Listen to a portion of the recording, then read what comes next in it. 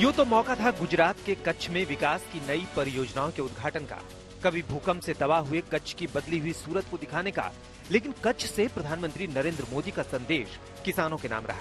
उन किसानों के नाम जो 3 कृषि कानूनों के खिलाफ दिल्ली के बॉर्डर पर 20 दिनों से जमे बैठे हैं।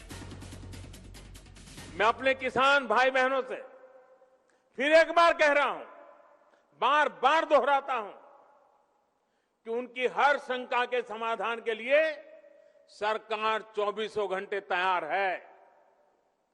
किसानों का हित पहले दिन से हमारी सरकार की सर्वोच्च प्राथमिकताओं में से एक रहा है।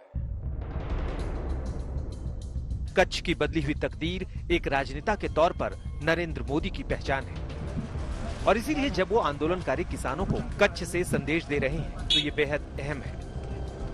कच्छ में प्रधानमंत्री मोदी की मुलाकात सिख किसानों से हुई।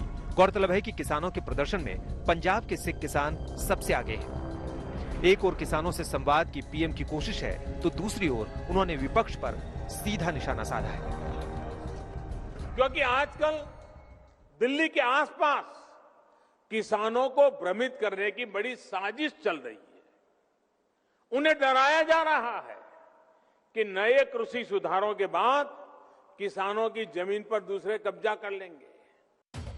वैसे आंदोलन कर रहे किसानों को समझाने के लिए सीधे प्रधानमंत्री नरेंद्र मोदी मैदान में हैं, लेकिन आंदोलनकारियों और उन्हें समर्थन दे रहे नेताओं के तेवर भी सख्त हैं।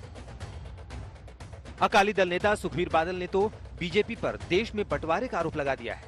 अफसोस इस गल दा कि हुण देश नूं ते सूबे नूं धर्म ते पाण दी कोशिश करी है। ਜਿਹੜਾ ਕਹਿੰਦੇ ਟੁਕੜੇ ਟੁਕੜੇ ਗੈਂਗ ਜਿਹਨੂੰ ਵੀ ਜਿਹੜਾ ਉਹਨਾਂ ਦੀ ਸਰਕਾਰ ਦੇ ਹੱਕ 'ਚ ਹੁੰਦਾ ਹੈ ਉਹਨੂੰ ਤਾਂ ਕਹਿੰਦੇ ਕੀ ਆ ਦੇਸ਼ ਭਗਤ ਹੈ। ਜਿਹੜਾ ਸਰਕਾਰ ਦੇ ਹੱਕ 'ਚ ਨਹੀਂ ਹੁੰਦਾ ਉਹਨੂੰ ਕਹਿੰਦੇ ਆ ਟੁਕੜੇ ਟੁਕੜੇ ਗੈਂਗ। ਸਹੀ ਮੈਨੇ ਤੇ ਅਸਲੀ ਟੁਕੜੇ ਟੁਕੜੇ गैंग बीजेपी है। बहरहाल किसानों पर मची आर पार के बीच अब लड़ाई किसानों तक अपनी बात पहुंचाने की है। अगर आंदोलनकारी कह रहे हैं कि कानूनों के वापस होने तक प्रदर्शन बंद नहीं होंगे तो एक तरह से सरकार भी अडिग दिखती है। कच्छ से गोपी घांगर के साथ आज तक ब्यूरो।